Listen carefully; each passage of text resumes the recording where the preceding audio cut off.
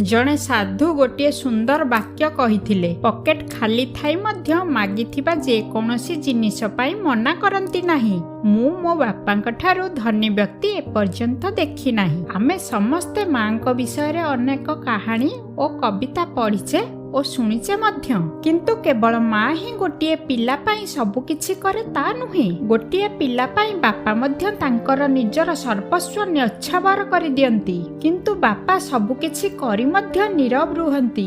बापांको महानता विषय रे खूब कम लेखा और कथा सुनिबाकू मिले। बापा निजर समस्त समय और परिश्रम निज परिवार मंगल पाई खर्च करंती।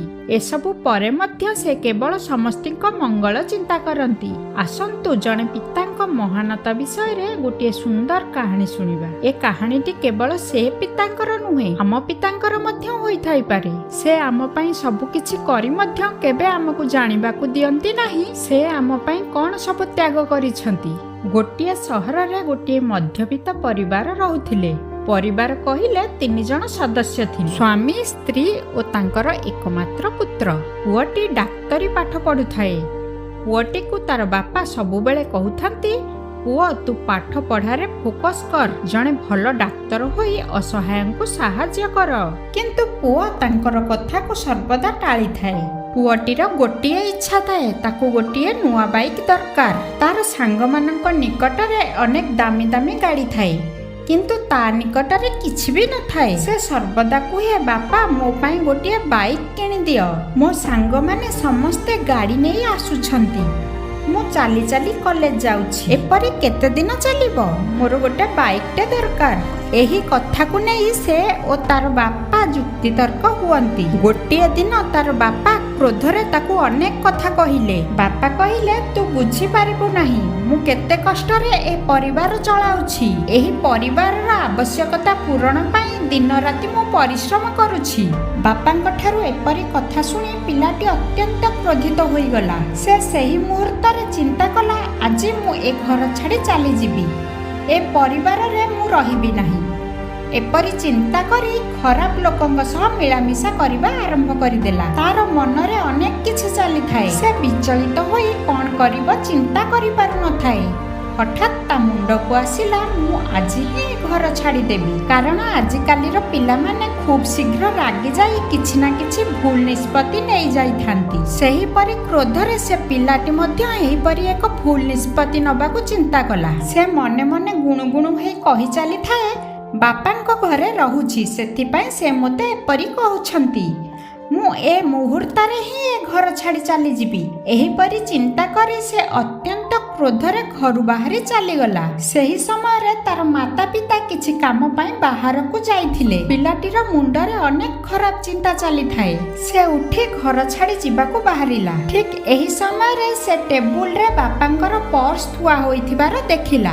से मने मने चिंता कला, बाहर चलिबाकू बहुत टंकार आवश्यक। एही पर्सटी नेई गले मोते टंकार अभाव रहिबो नाही। एहा चिंता करी से पर्सटी को निज पॉकेट रे रखिला ओ जल्दी जल्दी रे बापांको चप्पल पिंधि जोर जोर रे चलिबाकू लागिला। किछि रास्ता गला परे ता पादरे कंटा फोड़ी हेला परी अनुभव हेला। तळकू चाहि देखिला, तरतर होई से बापांको चप्पल पिंधि आसीछि। तळकू अनाई से चप्पल को देखे तो सेथिरे अनेक सिलाई करा जाइछि। एहा देखि मने मने कहिला, बापा टंका नथिला परी ए छिड़ा चप्पल एते थर सिलाई करी पिंधुछंती काहेकि? रागरे मने मने कहिला, बापा एते गुडे टंका रखी कोन करिवे के जानी? एपरी कहि किछि बाट गला। ता पादरे कंटा फोड़ी होई ताकू बहुत कष्ट हेउथाय। तेनु से गोटिए गछ मूले बसी गला ओ मने मने बापांको अनेक गाली देउथाय। ता पादरु रक्त झरी चली थाए। से पादको रुमाल रे बांधी देई किछि समय से गछ मूले बसी रहिला। असह्य যন্ত্রণা হেবারু সে মেডিকাল যাই ডক্টর দেখাইবা পাই মনস্থ করি पर्सটি পকেটরু বাহার কলা। তার ধারণা থিলা বাপা অনেক টঙ্কা पर्सরে রখিথিবে। সেথিরু কিছু টঙ্কারে গোড়র ব্যান্ডেজ করিবি ও অন্য সবু টঙ্কা মন ইচ্ছা খরচ করিবি। এহা চিন্তা করি সে पर्सটি খোলিলা। पर्स खोली से जेतेबेले देखे से आश्चर्यरे पर्सटी को देखुथाए। ए कौन पर्स रे तो केवल 200 टंका अछि। ପୁଣି ମନେ ମନେ ବାପାଙ୍କୁ ଗାଳି କଲା। ପର୍ସର ପ୍ରତ୍ୟେକ ପକେଟକୁ ଖୋଲି ଦେଖୁଥାଏ। ପର୍ସର ଅନ୍ୟ ଏକ ସାଇଡରେ କିଛି ରଖାଯାଇଥିବାର ଦେଖିଲା। ତାକୁ ଖୋଲି ଦେଖେ ତ ଅନେକ କାଗଜର ଏକ ବିଡ଼ା ଥିଲା। ସେ କ୍ରୋଧିତ ହୋଇ ସେ କାଗଜ ଗୁଡ଼ିକୁ ପଢ଼ିବା ଆରମ୍ଭ କଲା। ସେ ଭାବିଲା ବାପା ତାଙ୍କର ଟଙ୍କା କେଉଁଠାରେ ରଖିଛନ୍ତି, ଏଗୁଡ଼ିକ ତାର ରସିଦ ହୋଇଥିବ ନିଶ୍ଚୟ। ଏପରି ଭାବି ସେ ପ୍ରଥମ କାଗଜ ବାହାର କଲା। ସେଥିରେ ବାପା ତାଙ୍କ ସାଙ୍ଗଠାରୁ ଆଣିଥିବା ଉଦ୍ଧାର ଟଙ୍କା ବିଷୟରେ ଲେଖା ଥିଲା। ସେ ତାଙ୍କ ସାଙ୍ଗଠାରୁ 50,000 ଟଙ୍କା ଉଦ୍ଧାର ଆଣିଥିଲେ ପୁଅର ଲ୍ୟାପଟପ୍ କିଣିବା ପାଇଁ। ସେହି ଲ୍ୟାପଟପର ଟଙ୍କା ଯେଉଁଥିପାଇଁ ପିଲାଟି 1 ବର୍ଷ ପୂର୍ବେ ବାପାଙ୍କ ସାଙ୍ଗେ ଝଗଡ଼ା କରିଥିଲା, ବାପା ପୁଅ ପାଇଁ ତାଙ୍କ ସାଙ୍ଗଠାରୁ ଟଙ୍କା ଉଦ୍ଧାର କରି ଲ୍ୟାପଟପ୍ କିଣି ଦେଇଥିଲେ। କାଗଜଟି ଉଦ୍ଧାର ଟଙ୍କା ରିଟର୍ଣ୍ଣ କରିବାର ରସିଦ ଥିଲା। ଏହି କାଗଜରେ ଥିବା ଲେଖାଟି ପଢ଼ି ସେ ଧୀରେ ଧୀରେ ସମସ୍ତ ଚିଠା ଗୁଡ଼ିକୁ ପଢ଼ି ଚାଲିଲା। ପ୍ରତ୍ୟେକ ଚିଠା ତାକୁ ଜୀବନର ବାସ୍ତବ ସତ୍ୟ ସହିତ ପରିଚିତ କରି ଚାଲିଥାଏ। ସେ ବୁଝି ସାରିଥିଲା ପ୍ରକୃତରେ ଜୀବନ କ'ଣ, ଜୀବନ ବଞ୍ଚିବା ପାଇଁ ସଂଘର୍ଷ କ'ଣ। ପ୍ରତ୍ୟେକ ଚିଠା ବାପାଙ୍କ ଉପରେ ଥିବା ଜିମ୍ମେଦାରୀ ବିଷୟରେ କହୁଥାଏ। ପର୍ସରେ ଥିବା ଚିଠାରେ କେଉଁଥିରେ light bill, phone recharge bill, ration ଦୋକାନ bill, tuition fee bill, medicine bill, ଏସବୁ ଗୋଟିଏ ପରେ ଗୋଟିଏ ଚିଠା ସେ ଦେଖି ଚାଲିଥାଏ। ସେ ଦେଖୁଥାଏ ଗୋଟିଏ ମାସରେ ଆମ ଘରେ କେତେ ଖର୍ଚ୍ଚ ହୁଏ। ସେ ମନେ ମନେ ଚିନ୍ତା କରୁଥାଏ ଏତେ ସ୍ୱଳ୍ପ ଟଙ୍କାରେ ବାପା ଏସବୁ ମ୍ୟାନେଜ କିପରି କରୁଛନ୍ତି। ସେ ଚିନ୍ତା ବି କରିପାରିଲା ନାହିଁ ତା ବାପା କେତେ କଷ୍ଟରେ ପରିବାର ଚଲାଉଛନ୍ତି।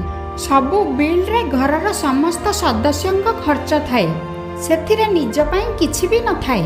ତଥାପି ସେ ଦିନ ରାତି ସଂଘର୍ଷ କରି ଚାଲିଥାନ୍ତି ନିଜର ପରିବାର ପାଇଁ। ଶେଷରେ ତା ହାତରେ ଗୋଟିଏ ନ୍ୟୁଜ୍ ପେପର ଖଣ୍ଡଟିଏ ଲାଗିଲା। ସେ ତାକୁ ଖୋଲି ଦେଖିଲା ବେଳକୁ ସେଥିରେ ଲେଖା ଥାଏ, ପୁରୁଣା ସ୍କୁଟର ଦେଇ ନୂତନ ବାଇକ୍ ନେଇ ଯାଆନ୍ତୁ। ଏବେ ପିଲାଟି ବୁଝି ସାରିଥାଏ ତା ବାପା ଓ ମା ବାହାରକୁ କାହିଁକି ଯାଇଛନ୍ତି, ଏହି ବାଇକ୍ କିଣିବା ପାଇଁ। ଏବେ ତାକୁ ବୁଝିବା ପାଇଁ ସମୟ ଲାଗିଲା ନାହିଁ ଏହି ବାଇକ୍ କିଣିବା ପାଇଁ ଝଗଡ଼ା କାହିଁକି ଏତେ ବଡ଼ ହୋଇଗଲା। ବାପା କାହିଁକି କହିଲେ ଏ ଘର ମୁଁ କେମିତି ଚଳାଉଛି ତା ମୁଁ ହିଁ ଜାଣିଛି। ପିଲାଟିର ପୁରୁଣା କଥା ଗୁଡ଼ିକ ମନେ ପଡ଼ିଲା। ଚଳଚ୍ଚିତ୍ର ଦେଖିଲା ପରେ ତା ଆଖି ସାମ୍ନାରେ ସବୁ କଥା ଗୁଡ଼ିକ ମନେ ପଡ଼ି ଚାଲିଲା। କିପରି ସେ ସ୍କୁଟରରେ ବସାଇ ବାପା ମୋତେ ସ୍କୁଲ ଟ୍ୟୁସନ୍ ନେଇ ଯାଉଥିଲେ। ସେହି ପୁରୁଣା ସ୍କୁଟର ସହ ତାର ଓ ତା ବାପାଙ୍କର ବହୁତ ସ୍ମୃତି ଜଡ଼ିତ ହୋଇଥିଲା। ସେହି ସ୍କୁଟରଟିକୁ ବାପା ଓ ମା ବିକ୍ରି କରି ତା ପାଇଁ ବାଇକ୍ କିଣିବା ପାଇଁ ଯାଇଛନ୍ତି। ଏସବୁ ଭାବି ଭାବି ସେ କାନ୍ଦିବାରେ ଲାଗିଲା। କିଛି ସମୟ ପାଇଁ ସେ ଭାବି ପାରିଲା ନାହିଁ ସେ କ'ଣ କରିବ, କିପରି ବାପା ଓ ମାଙ୍କୁ ବାଇକ୍ କିଣିବାରୁ ରୋକିବ। କିଛି ଚିନ୍ତା ନ କରି ସେ ଖାଲି ପାଦରେ ଦୌଡ଼ି ଚାଲିଥାଏ। ସେ ଦୌଡ଼ିବା ସମୟରେ ରାସ୍ତାରେ ତା ପାଦରେ ଗୋଟିଏ କଣ୍ଟା ଗଳିଗଲା। ଗୋଡ଼ି ମଧ୍ୟ ଗଳି ରକ୍ତ ଝରୁଥାଏ। ସେ ସବୁକୁ ସେ ଖାତିର ନ କରି ପାଗଳ ପ୍ରାୟ ଦୌଡ଼ି ଚାଲିଥାଏ। ଘରକୁ ଯାଇ ଦେଖିଲା ସେଠାରେ କେହି ନାହାନ୍ତି। କ'ଣ କରିବ ସେ ଭାବି ପାରିଲା ନାହିଁ। ସେ ପର୍ସରୁ ସେ ନ୍ୟୁଜ୍ ପେପର ଖଣ୍ଡଟି ବାହାର କରି ସେଥିରେ ଲେଖାଯାଇଥିବା ଠିକଣା ସ୍ଥାନକୁ ଦୌଡ଼ିଲା। ସେଠାରେ ପହଞ୍ଚି ଦେଖେ ତ ବାପା ତାଙ୍କ ସ୍କୁଟରଟି ବିକ୍ରି କରିବା ପାଇଁ କଥାବାର୍ତ୍ତା କରୁଥିଲେ। ସେ କିଛି ଚିନ୍ତା ନ କରି ବାପାଙ୍କ ପାଦ ତଳେ ପଡ଼ିଗଲା ଓ ଜୋରରେ କାନ୍ଦି କାନ୍ଦି କହି ଚାଲିଥାଏ, ବାପା ମୋର ବାଇକ୍ ଆବଶ୍ୟକ ନାହିଁ, ତୁମେ ସ୍କୁଟର ବିକ୍ରି କର ନାହିଁ। ଆଜିଠାରୁ ମୁଁ ମନ ଦେଇ ପାଠ ପଢ଼ିବି, ଭଲ ଡକ୍ଟର ହେବି, ତୁମର ସମସ୍ତ ସ୍ୱପ୍ନ ପୂରଣ କରିବି। ମୁଁ ନିଜେ ଅନେକ ଟଙ୍କା ରୋଜଗାର କରି ଏବଂ ଏସବୁ କିଣିବି। ଗରିବ ଲୋକମାନଙ୍କୁ ମଧ୍ୟ ସାହାଯ୍ୟ କରିବି। ଆଉ ଏହିପରି ଦିନ ଆମ ଜୀବନରେ ଆସିବାକୁ ଦେବି ନାହିଁ। ପ୍ଲିଜ୍ ବାପା ତୁମେ ଏ ସ୍କୁଟର ବିକ୍ରି କର ନାହିଁ। ଏଥିରେ ଆମ ସମସ୍ତଙ୍କର ବହୁତ ସ୍ମୃତି ଯୋଡ଼ା ହୋଇ ରହିଛି। ଏହାକୁ ଘରେ ହିଁ ରହିବାକୁ ଦିଅ। ଆଜି ମୁଁ ବହୁତ ବଡ଼ ଭୁଲ କରିବାକୁ ଯାଉଥିଲି। ଘର ଛାଡ଼ି ଚାଲି ଯାଉଥିଲି ଏବଂ ସାଥିରେ ତୁମର ପର୍ସ ମଧ୍ୟ ନେଇ ଯାଇଥିଲି। ଏ ପର୍ସ ଆଜି ମୁଁ ନ ନେଇଥିଲେ ଜୀବନର ଏହି ଶିକ୍ଷାକୁ ମୁଁ ପାଇପାରି ନଥାନ୍ତି। ଏପରି କଥା ପୁଅ ମୁହଁରୁ ଶୁଣି ବାପା କାନ୍ଦି କାନ୍ଦି ପୁଅକୁ ପଳାଇ ନେଲେ। ସମସ୍ତେ ଖୁସିରେ ସ୍କୁଟରଟି ନେଇ ଘରକୁ ଫେରିଲେ। ଏହି ଛୋଟ କାହାଣୀଟି ଆମକୁ ଜୀବନର ଗୋଟିଏ ବଡ଼ ଶିକ୍ଷା ଦିଏ। ଜୀବନରେ ପିତା ଓ ମାତାଙ୍କର ମୂଲ୍ୟ କେତେ। ସେମାନେ ବିନା ସ୍ୱାର୍ଥରେ ତାଙ୍କର ସମଗ୍ର ଜୀବନ ତାଙ୍କ ଛୁଆ ପାଇଁ ନ୍ୟଛାବର କରିଦେଇଥାନ୍ତି। ନିଜେ କଷ୍ଟ ସହି ନିଜର ସନ୍ତାନର ସମସ୍ତ ଆବଶ୍ୟକତା ପୂରଣ କରି ଚାଲନ୍ତି। ଏହି ଛୋଟ କାହାଣୀଟି ଏହି ଶିକ୍ଷା ଦିଏ କି ଏ ଦୁନିଆରେ ସବୁଠାରୁ ଧନୀ ବ୍ୟକ୍ତି କିଏ? ସେ ହେଉଛନ୍ତି ବାପା। ବାପା ମାଙ୍କ ଜୀବନରେ ସବୁଠାରୁ ଦୁଃଖର ସମୟ ଝିଅ ଯେତେବେଳେ ବିଦା ହୁଏ ଓ ପୁଅ ଯେତେବେଳେ ବାପା ମାଙ୍କୁ ପଚାରେ ନାହିଁ। ତେଣୁ ଆଜିଠାରୁ ନିଜର ବାପା ମାଙ୍କୁ ସମ୍ମାନ ଦିଅନ୍ତୁ। କାରଣ ଏ ସ୍ୱାର୍ଥପର ଦୁନିଆରେ ନିଃସ୍ୱାର୍ଥପର ଭଲ ପାଇବା କେବଳ 2 ଜଣ ଦେଇଥାନ୍ତି। ସେ ହେଉଛନ୍ତି ବାପା ଓ ମା। ତାଙ୍କୁ ଖୁସିରେ ରଖିବାକୁ ସର୍ବଦା ଚେଷ୍ଟା କରନ୍ତୁ।